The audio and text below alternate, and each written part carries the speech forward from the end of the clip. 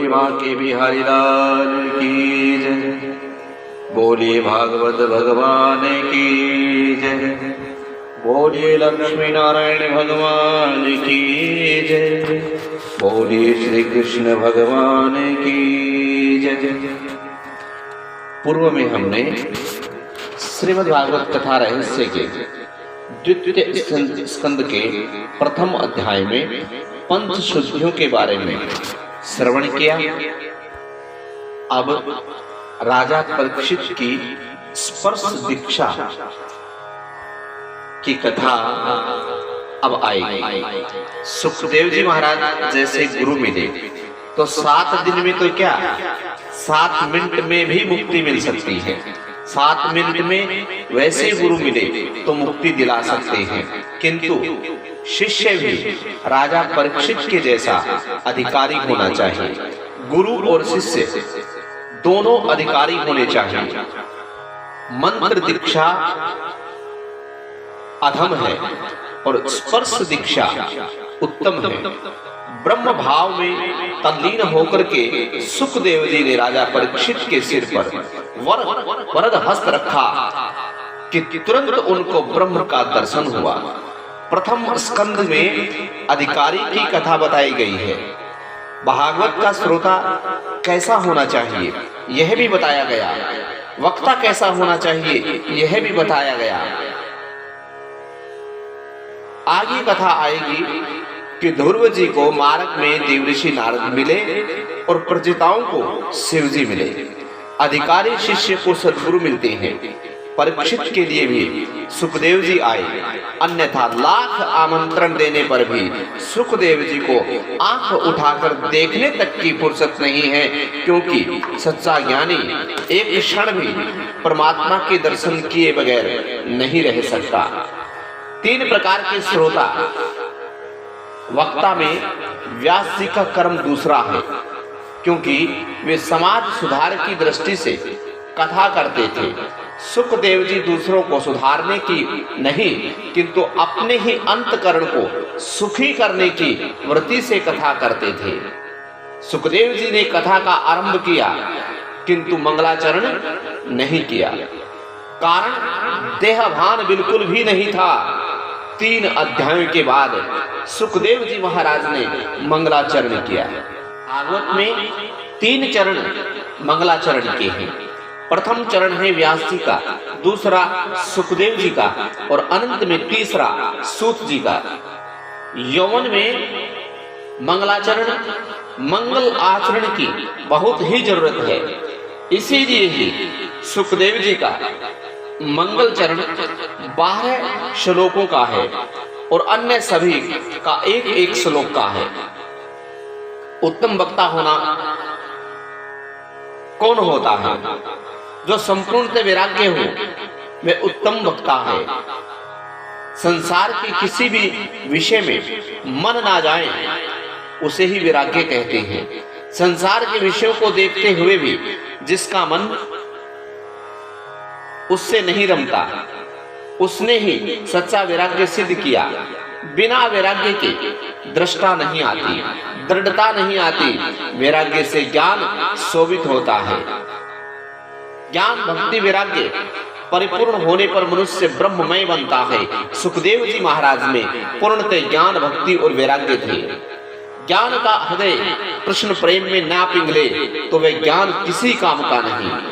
राजा परीक्षित का सुखदेव जी से प्रश्न, समीप मृत्यु मनुष्य को क्या करना चाहिए? मरने वाले मनुष्य को क्या करना चाहिए? जिस व्यक्ति की मृत्यु बिल्कुल निकट आ चुकी हो उसको क्या करना चाहिए? यह एक प्रश्न राजा परीक्षित ने सुखदेव जी महाराज से किया। राजा परीक्षित सुखदेव जी महाराज से पूछते हैं कि हे महाराज, जिसकी मृत्यु बिल्कुल निकट आ चुकी हो उसका कर्तव्य क्या है? उसे क्या करना चाहिए और क्या नहीं करना चाहिए? मनुष्य मात्र का कर्तव्य क्या है? सुखदेव जी महाराज कहते हैं कि हे राजा, तूने बहुत अच्छा प्रश्न किया। सुनो, अनंत काल में वात, पित्त और कफ से त्रिदोष होता है। मृत्यु की वेदना भयंकर होती है और जन्म मरण के दुखों का विचार करोगे तो पाप होगा ही नहीं। सो मृत्यु से डरते रहो, उसको स्मरण करो, सोचो कि मैंने मृत्यु के स्वागत की तैयारी की है या नहीं। ऐसा चिंतन करने से वैराग्य अवश्य आएगा। जन्म मृत्यु जरा व्याधि दुख दोष न दर्शनम। जन्म मृत्यु जरा व्याधि के दुखों का बार बार विचार करो तो वैराग्य उत्पन्न होगा। पाप छूटेंगे, वरना पाप के संस्कार जल्दी नहीं छूटते।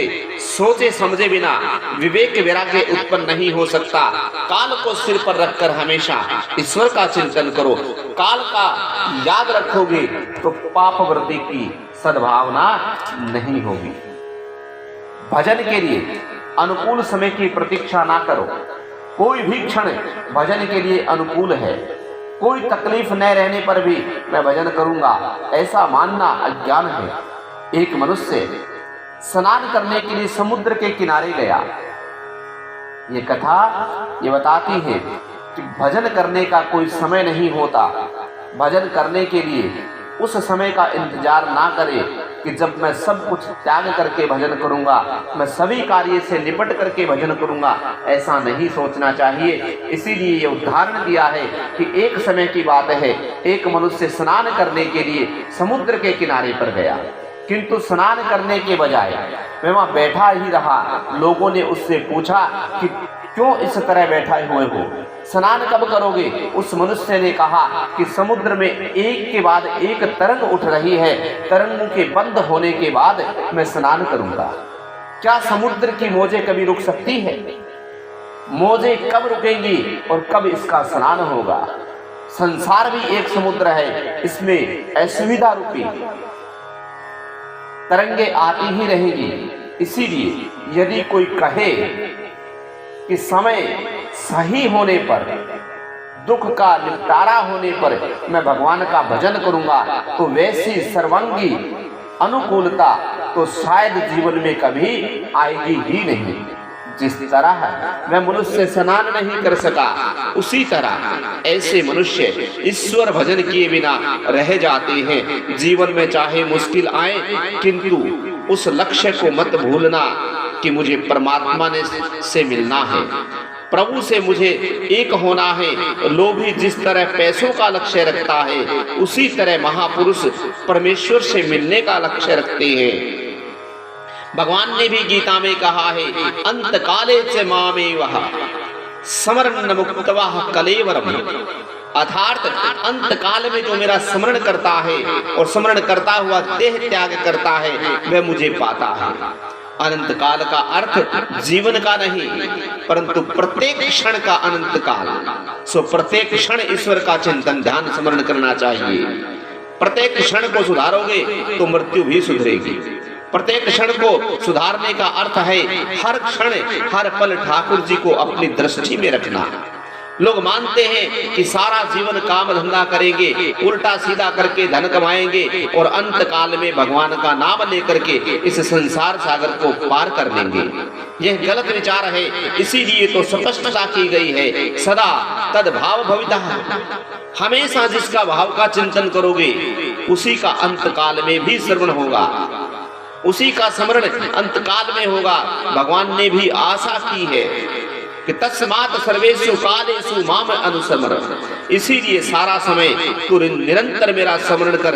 यह तो सर्वाधिक बात है कि जिस बात का हमेशा चिंतन किया जाता है, मृत्यु के समय उसी का स्मरण रहेगा। एक समय की बात है, एक सुनार का दृष्टांत दिया गया है। एक सुनार बीमारी के कारण अपनी खटिया पर पड़ा हुआ था। कई महीने से वह बाजार नहीं जा सका।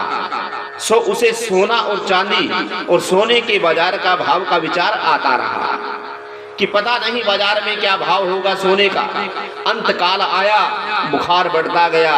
डॉक्टर ने आकर बुखार नाप करके कहा कि महाराज 105 डिग्री बुखार है। सुनार ने समझा कि किसी ने सोने का भाव बताया है। वह अपने पुत्र से कहने लगा कि बेच दे, हमने 80 के भाव में लिया था, अब 105 हो गया, तो इसे बेच दे। ऐसा बोलते बोलते वह मर गया। सुनार ने सारा जीवन सोना खरीदने बेचने में लगाया, तो सोने के विचार में उसने पूरा जीवन गुजारा, सो अंत काल में भी उस सुनार को वे सोना ही विचार में आता है।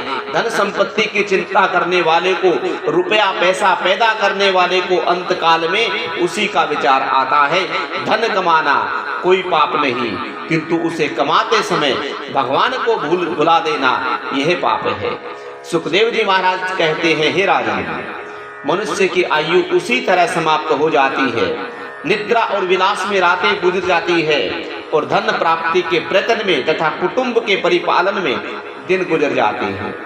निद्रया हृत्य नक्तम वयावचेवन वाव्यः दिव्या चाहृदया राजन कुटुंब भरण पोषणम।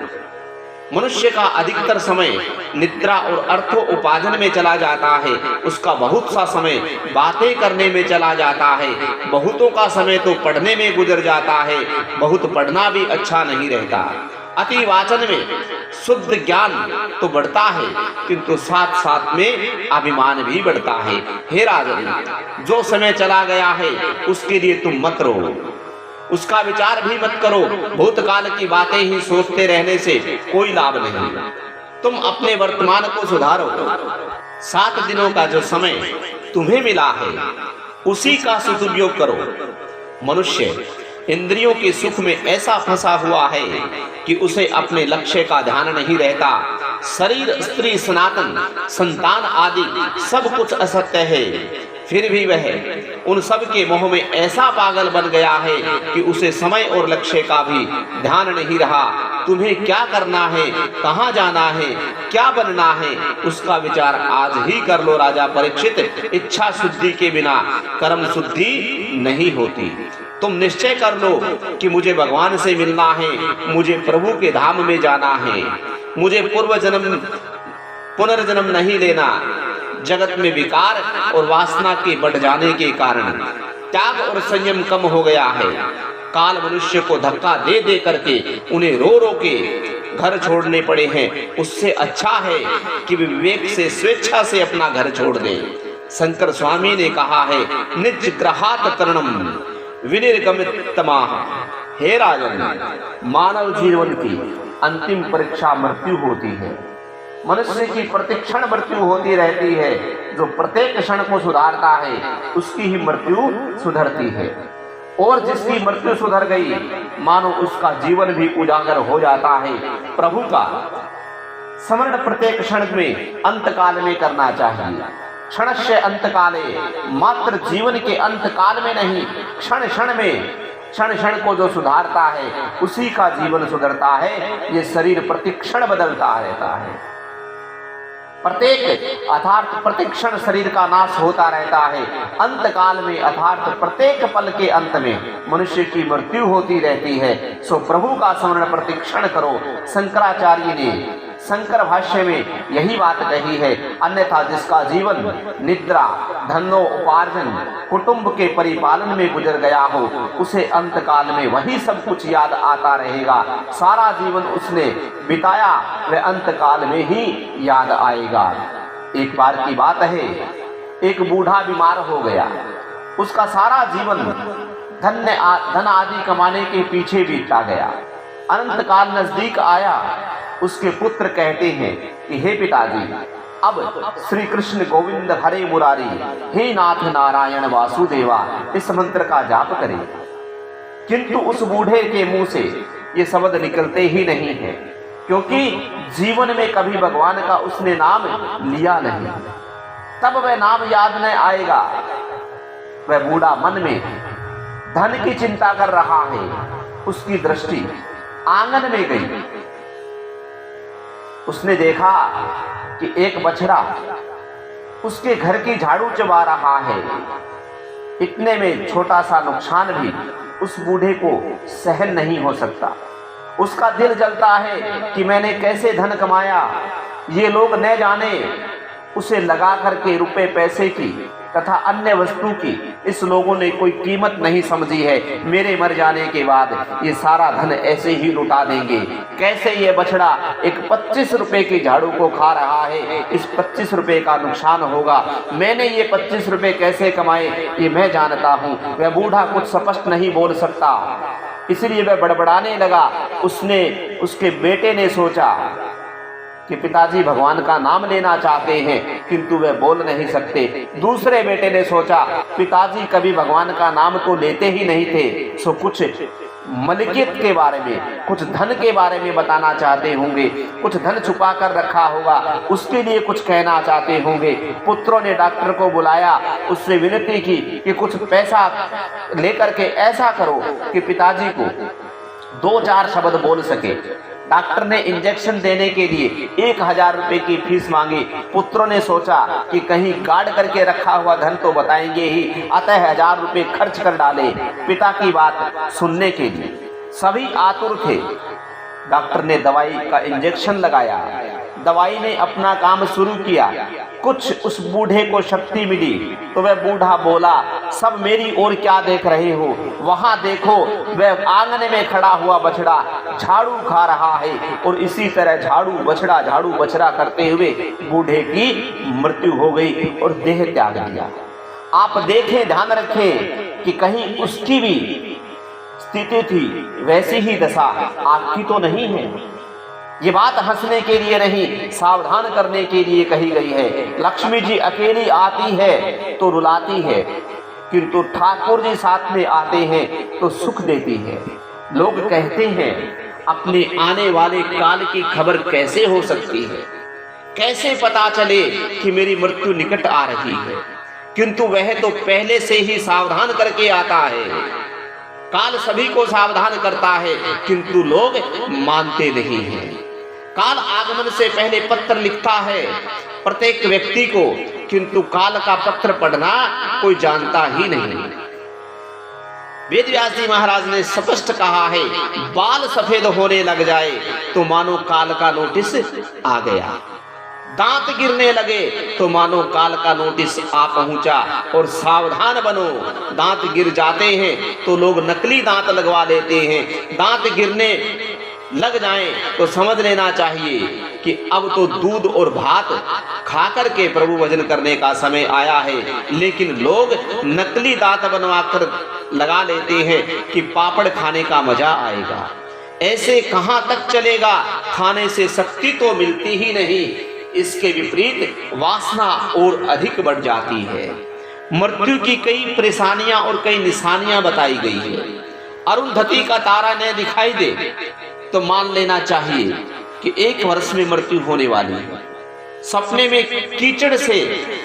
कीचड़ के अंदर शरीर धंसता हुआ दिखे तो मानो 9 माह में मृत्यु होगी ही होगी।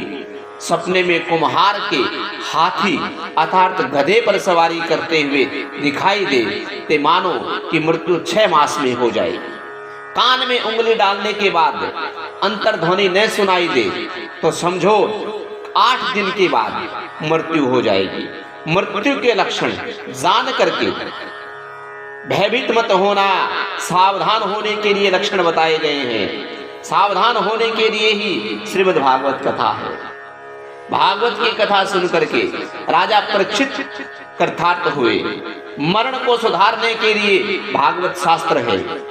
जीवन को जो सुधारता है उसी का मरण सुधरता है। हे राजन, मरण को सुधारना हो तो प्रत्येक क्षण को सुधारो। रोज सोचो, विचार करो, मन को बार बार समझाओ कि ईश्वर के बिना मेरा कोई नहीं है। इस शरीर को भी एक दिन मुझे छोड़ना पड़ेगा, अतः यह भी मेरा नहीं है। जब शरीर ही मेरा नहीं तो मेरा कौन है? क्योंकि सभी संबंध तो इस शरीर के कारण उत्पन्न हुए हैं। भावना करो कि न तो मैं किसी का हूं और ना ही कोई मेरा है।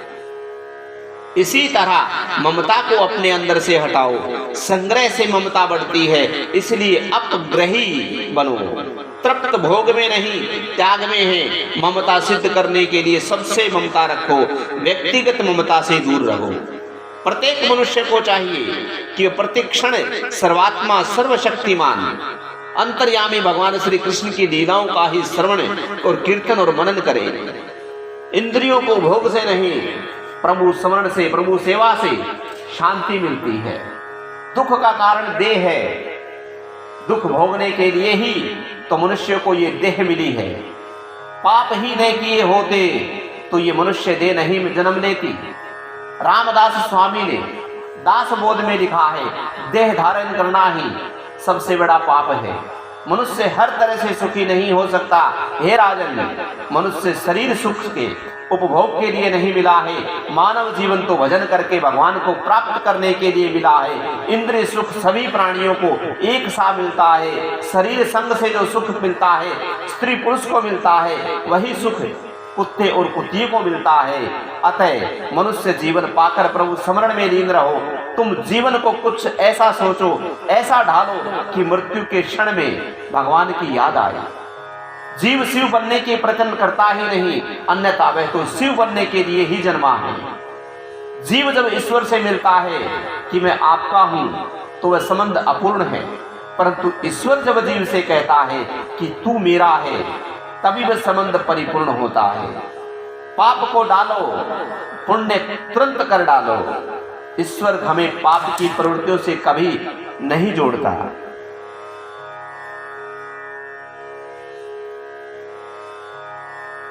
परंतु जन्मों से वंचित संचित संस्कार ही पाप करने के लिए प्रेरणा देते हैं। एकांत में ईश्वर का भजन करो। मन को एकांत जल्दी एकाग्र बनाता है।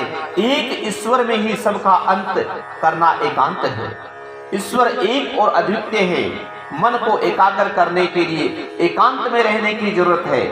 गृहस्थ घर में समभाव नहीं रख सकता, वह फिर भी चाहे गीता का पाठ क्यों ना करे। समत्व योग उचित है। गृहस्थ आश्रम के व्यवहार विषमता से भरे हुए हैं, वहां समता नहीं रखी जा सकती। गृहस्थ के घर में भोग के परमाणु भरे हुए होने के कारण घर में रहकर परमात्मा का सतत ध्यान करना बड़ा कठिन है। भागवत में सुखदेव जी महाराज ने स्पष्ट किया है, जिसकी मृत्यु समीप आ गई हो उसे घर छोड़ देना चाहिए। ग्रहात प्रवृत्ते धीरम, धैर्य सहित घर मत छोड़ो। पवित्र तीर्थ में जल में स्नान करो और पवित्र एकांत स्थल में आसन जमा करके बैठ जाओ। मन में प्रणव का जाप करो। प्राणायाम से प्राणवायु को वश में करो। मन को अन्य विचारों से रोक करके भगवान के मंगलमय रूप से जोड़ दो। मीराबाई ने एकांत में गिरधर के आगे नाचना तय किया था। उसकी टेक थी, मैं गिरधर के आगे नाचूंगी, तभी उसकी भक्ति सिद्ध हुई।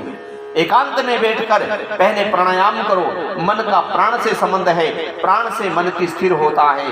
प्राणायाम से 3 भेद होते हैं। प्रथम पूरक प्राणायाम करना होता है। दाहिनी नासिका के द्वारा बाहर की हवा अंदर खींचो। यह सब योग की प्रक्रियाएं हैं।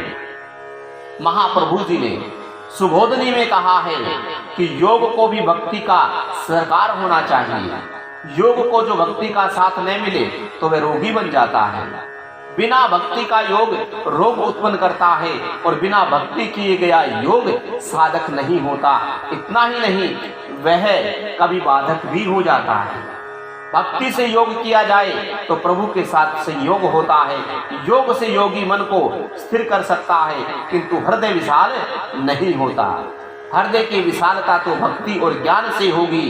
इसलिए पूरक प्राणायाम से ऐसी भावना करो कि प्रभु का तेजोमय स्वरूप तुम्हारे हृदय में उतर रहा है। भगवान का व्यापक तेज तुम्हारे हृदय में आ चुका है। फिर जब कुंभक करो, जब भावना करो मैं ईश्वर का आलिंगन कर रहा हूं। प्राण को शरीर में रोके रखना ही कुंभक है। उसी समय ब्रह्म संबंध की भावना करो। उस समय सोचो कि मेरे प्रभु के साथ मेरा मिलन हो रहा है, मेरे प्रभु ने मेरा आलिंगन किया है। ये ब्रह्म संबंध सतत टिक जाए तो मुक्ति मिलती है। मनुष्य इस ब्रह्म संबंध को सदा बनाए नहीं रख सकता। संसार के विषय में मन को जाने देने से ब्रह्म संबंध भंग हो जाता है। फिर रेचक प्राणायाम करना होता है। बाईं नाक से श्वास बाहर छोड़ना रेचक कहलाता है। उसी समय ऐसी भावना करो कि मैं प्रभु के साथ एक हो गया, मैं भगवान के एक रूप हो गया, भगवान का बन गया। इसलिए मेरे पाप बाहर निकल रहे हैं, वासना बाहर निकल रही है, मेरे मन के सारे विकार बाहर आ रहे हैं और अब मैं शुद्ध हो रहा हूं। जब तक कुछ ना कुछ लौकिक व्यवहार ही करना है, तब तक मन स्थिर नहीं हो सकता। बाहर का संसार तो भजन में, कीर्तन में विवेक्ष करता है, किंतु मन का संसार अवश्य विवेक्ष करता है। ब्राह्मण संध्या में अधमर्षण करता है, वह सोचता है कि मेरे पाप बाहर निकल रहे हैं। मन की मलिनता को दो प्रकार की होती है। स्थूल मलिनता, साधारण साधन तप व्रत अनशन आदि से ये मलिनता दूर होती है, और दूसरी है सूक्ष्म मलिनता जो तीव्र भक्ति से दूर हो सकती है। आगे ध्यान विधि और भगवान के विराट स्वरूप का उल्लेख किया गया है। सुखदेव जी महाराज ने इसीलिए आरंभ में विराट स्वरूप का ध्यान करने की बात कही। विराट स्वरूप की धारणा किए बिना मन शुद्ध नहीं होता। सुखदेव जी महाराज कहते हैं कि वैसे तो मेरी निष्ठा निर्गुण है, तथापि नंदनंदन यशोदानंदन मेरे मन को बार बार अपनी ओर खींच लेते हैं।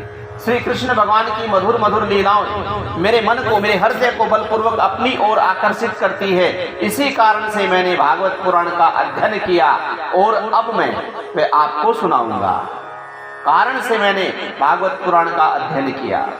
भगवान के नाम का प्रेम से संकीर्तन करना ही सभी शास्त्रों का सार है। सभी शास्त्र पढ़ो, उन पर विचार करो, किंतु याद रखो नारायण हरि ही सबसे है। मैंने सब शास्त्र देख डाले, कई बार विचार किया, फिर भी सार तो एक ही निकला कि उन सभी में ध्येय केवल नारायण हरि है। सभी शास्त्र के वचन मनन के बाद मैंने तय किया कि केवल भगवान का ही ध्यान करना चाहिए। निर्गुण के प्रति जब तक निष्ठा न हो सके तब तक मन के राग द्वेष नहीं जाएंगे। जिसकी सगुण में तो निष्ठा हो किंतु निर्गुण को न माने तो उसकी भक्ति अधूरी रहती है। ध्यान के आभार आरंभ में मन की सेवा करो। ध्यान के समय मन शुद्ध न हो तो आनंद नहीं मिलता। मन को बाहरी विषयों से भटकते रहने की आदत पड़ गई है। वर्तमान काल में जीवन भोग प्रधान बन गया है, अतः मुख को अंतर्मुख करना बड़ा कठिन है। ज्ञानी पुरुष मन की मलिनता धोने के लिए विराट पुरुष की धारणा करते हैं, और विराट पुरुष की धारणा का अर्थ है सारे जगत को ब्रह्म स्वरूप मानना। ब्राह्मण उस विराट स्वरूप का मुख है, क्षत्रिय उस विराट स्वरूप का हाथ है, वैश्य उस विराट स्वरूप की जंघा है, और शूद्र उस विराट पुरुष का पग है। नदियां नाड़ी हैं। इसी प्रकार जगत के प्रत्येक पदार्थ को ब्रह्म रूप देख करके मन को शुद्ध करना है। साधारण साधक के लिए इस विराट पुरुष की कल्पना करना भी बड़ा कठिन है। अतः कुछ लोग अति सुंदर नारायण भगवान का ध्यान करते हैं। जगत को जब तक ब्रह्म स्वरूप नहीं मानोगे तब तक राग द्वेष नहीं मिटेंगे। कुछ लोग जगत को ब्रह्ममय मानते हैं तो कुछ लोग प्रत्येक पदार्थ में ब्रह्म स्वरूप का अनुभव करते हैं। राग द्वेष के नाश के लिए विराट स्वरूप का ध्यान करो। सारा विश्व उसी विराट पुरुष का स्वरूप है। ऐसी भावना मन में दृढ़ जाए तो जगत की किसी भी वस्तु के प्रति आपको हीन और कुभाव नहीं उत्पन्न होंगे। हरि ही जगत है, ब्रह्म दृष्टि से जगत सत्य है। ब्राह्मण भगवान के मुख से निकला है, वैश्य जंघा से निकला है, शूद्र चरण से निकला है। अतः किसी का भी अपमान करना भगवान का ही अपमान करना है। इसीलिए किसी का भी अपमान और तिरस्कार ना करो। जगत में जड़ जीव और चेतन जब तक भेद रखोगे तब तक ध्यान में एकाग्रता नहीं आएगी। इसके बाद भगवान के वैराग्य का उपदेश दिया गया है। बिना वैराग्य के ध्यान नहीं हो सकता, ध्यान में एकाग्रता नहीं हो सकती। स्मरण का संसार भी दुख है और संसार का भी स्मरण ही सुख है।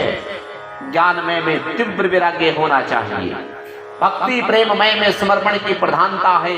भक्ति करनी ही है तो वे वैराग्य के बिना नहीं चल सकती। किंतु सबके साथ प्रेम तो करना ही पड़ेगा।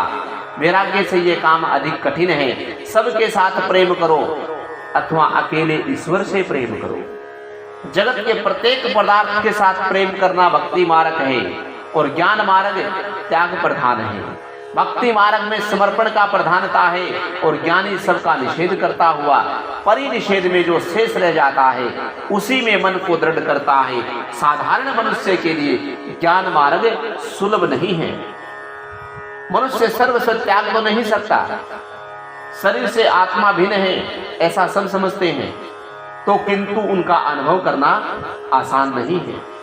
भक्त मानता है कि गाय में बसे हुए श्री कृष्ण की सेवा घास में बसे श्री कृष्ण से करूंगा। भक्ति मार्ग में सद्भाव आवश्यक है। सभी के प्रति सद्भाव रखना कठिन कार्य है।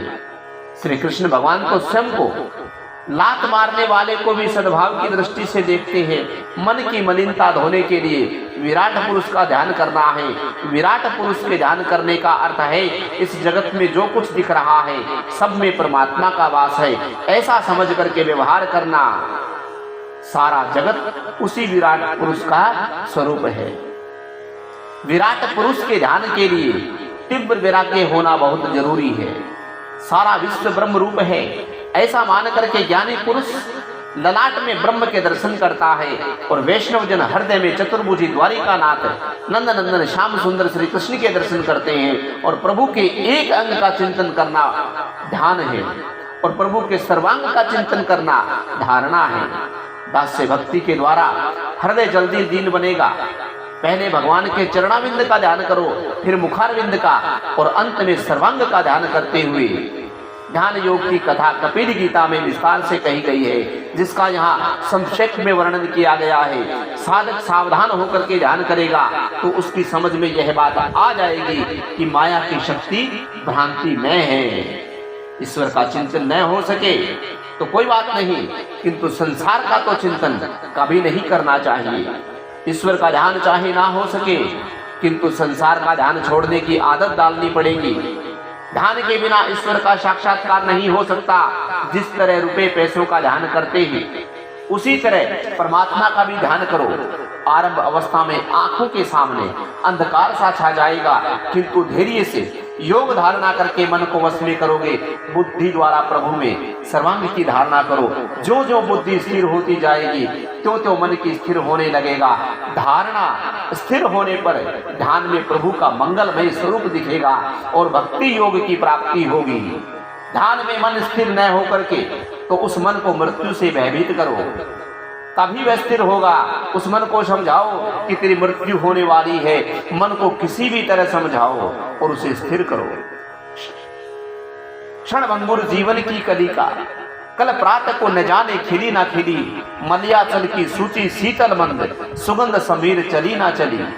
कलिकाल कुठार लिए फिरता है, तन नम्र है चोट झिली ना झिली। रट ले हरि नाम अजसना, फिर अंत काल में ये हिली ना हिली। ज्ञान देव के मन को गुरु बनाया है। मन का सच्चा गुरु आत्मा है। एकनाथ महाराज के पास एक समय एक वैष्णव आया। उसने महाराज से पूछा, आपका मन ईश्वर में सदा सर्वदा श्री कृष्ण में कैसे स्थिर रहता है? मेरा मन तो आधा घंटा भी प्रभु के ध्यान नहीं कर सकता। मन को स्थिर करने का कोई मुझे उपाय बताइए महाराज। एकनाथ ने सोचा कि उपदेश क्रियात्मक होना चाहिए। उन्होंने कहा कि जाने दे इस बात को, अभी मुझे लगता है तेरी मृत्यु समीप आ रही है। मृत्यु के पहले वैर और वासना का त्याग करना चाहिए। वैर और वासना मृत्यु को बिगाड़ती है। 7 दिनों के बाद फिर मेरे पास आना। मृत्यु का नाम सुनते ही वे वैष्णव के मानो होश उड़ गए हो। वे घर लौटा, धन संपत्ति आदि सभी पुत्र के हाथों सौंप दी। उसने सबसे क्षमा याचना की और ईश्वर का ध्यान करने लगा। 7 दिन के बाद एकनाथ जी महाराज के पास आया। महाराज ने पूछा, इन 7 दिन में तुमने क्या किया? तूने क्या पाप नहीं किया? वैष्णव ने उत्तर दिया कि महाराज, मैं मृत्यु के डर से कहीं गया ही नहीं, सब कुछ छोड़ करके प्रभु को ध्यान में लग गया। तो एकनाथ ने कहा, मेरी एकाग्रता का यही रहस्य है। मैं मृत्यु को रोज याद करता हूँ। मैं मृत्यु का मन से डर रख करके सतत ईश्वर का भजन करता हूँ। अतः सभी विषयों को मेरा मन हट जाता है और सदा सर्वदा श्री कृष्ण का एकाग्रता रहता है। परमात्मा में मन तन्मय न हो सके तो कोई बात नहीं, किंतु संसार के साथ कभी तन्मय ना बनो। बोलो श्री कृष्णचंद्र भगवान की जय। बोलिए भागवत भगवान की जय। बोलिए सुखदेव जी महाराज की जय। बोलिए लक्ष्मी नारायण भगवान की जय।